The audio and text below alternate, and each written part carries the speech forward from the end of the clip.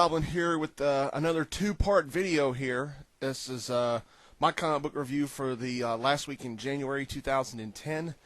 A massive amount of comic books, so this is going to have to be a two-parter. In part one, we're going to look at Marvel and one indie book, and in part two, we're going to look at everything DC. So let's get started with the indie book, and if you've been following me lately, you'd know what it is. Taro, Witch of the Black Rose, number 60. Yeah. If I'd had to sum this entire series up briefly, it would be more or less Giggity, giggity, giggity, giggity. Exactly. But, you know, in all honesty, this issue was better than issue 59 was. Yes, there is ridiculously overused nudity in this series, you know, but the stories are good too. This one was actually pretty good. The ice dragon that you see on this cover, I don't think they ever said what her name was, but she decides to wage an to start an attack against humanity for all their prejudice against, you know, the race of witches. Taro decides to defend herself and defend humanity, saying humanity is not as bad as it once was, or they're getting better at their magic and everything. And a good fight, very good fight scene between the two. Lots of nudity, which is probably what all the perverts like, you know. But it ends with the ice dragon realizing that she underestimated the magic of humanity. And probably the coolest part of this issue was when she's walking around town the town's covered in snow, and she's in the disguise of a mortal nude woman, and a couple of bums see her and they go, "Oh, let's go rape her." And all she does is go, whew, and their blood freezes, their veins explode, and their skin literally crackles off their bones, which actually looks pretty awesome. But this issue was alright. It was okay. Not going to give it an A+ like Mark likes to do at Comic Crazy Reviews. It's just an average book. If you don't follow this series, then you don't need it. Unless you like cartoonish-looking women with oversized boobs. Okay. Captain America Reborn number 6. You know what? Flop. Terrible shipping ideas. And on top of that, the ending of this series, in this particular issue, was anticlimactic. This series is a failure. Marvel got the shipping totally screwed up. The issues were totally late. And this series, this whole entire series, if I have to sum it up as a whole, did nothing for me.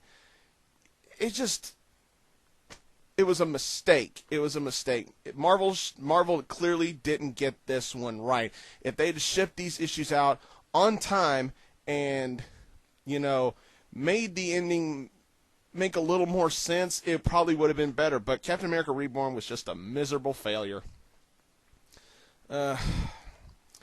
Oh man, XMen Legacy 232. I wanted to give this particular issue a try because of the cover. It's Rogue and Magneto. Rogue is one of my all-time favorite characters in the X-Men universe. And you got Magneto kind of not acting like Magneto. And my advice to you, if you're on a sugar high, if you're just at a mad sugar rush, don't read this book because you'll crash halfway through. Book was boring. Marvel, you're slipping. DC is kicking your ass. Alright, let's move on. X Factor 201. Here you go. Peter David. Finally, Marvel's picking up here. X Factor has just been fantastic. And the twists and turns in this book are just incredibly written. And again, this issue of X Factor ends on a magnificent cliffhanger that just makes you scratch your head, but makes you keep wanting more. You want more out of this. This is clearly the best X-Men related book out there in the Marvel shelves right now. It is just so fantastically done. You don't know what's going on with Layla Miller. And even if you're not a fan of the character, you'll just be so anxious to find out what's going to happen in the next issue or how this particular storyline with Doom is going to end. It's just simply fantastic. And speaking of fantastic, let's take a look at this. Fantastic Four, this is number 575. Oh, another great issue here from Marvel and from Jonathan Hickman. I hate to say it, but Mark Millar made the Fantastic Four boring, made it dull, miserably dull. You know, he clearly cannot write, characterization for Reed Richards, but Jonathan Hickman can. This is a phenomenal run from Jonathan Hickman. I would love for Hickman to have at the very least, a solid whole year run on Fantastic Four. I think he's doing a terrific job. The story, this small little story here with the Mole Man, no pun intended, but it's fantastic. And the way it ends, you're just like, whoa, gotta get the next issue. This is awesome. There is truly chaos in the underworld, and only the Fantastic Four are suitable enough to handle the job. Great stuff from Marvel, especially from Hickman. But let's talk about a book that Mark Millar can write. Let's take a look at Kick-Ass number 8. Now, I'm not going to talk about the rumors about Kick-Ass. This might be the last issue of Kick-Ass. I don't, even if it is, then it went out with a bang. If it's not, oh well, we'll just keep getting the issues. But this was awesome. Pure awesome. And I hope the upcoming movie is like this. The movie better be rated R, or it's going to be crap. Just so many, you want to feel so bad for the main character of Kick-Ass. I mean, he got his testicles fried in the last issue about 3 or 4 months ago, and Hit Girl is displayed so awesome in this series.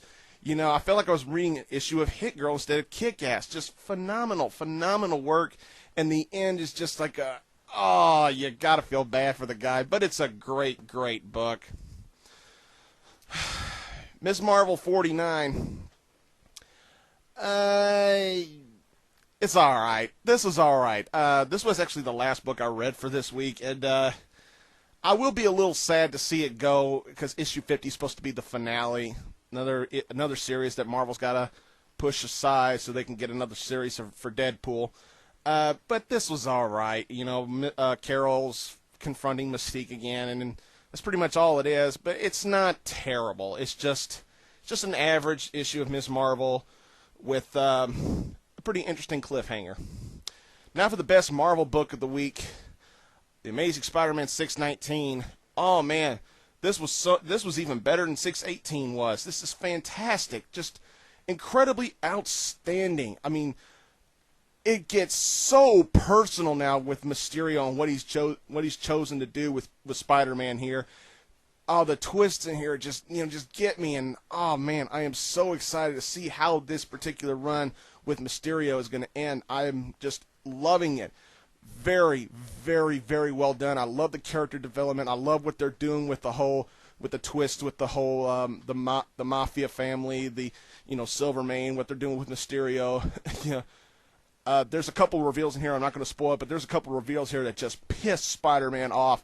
Just great stuff from Dan Slott and Marcos Martin.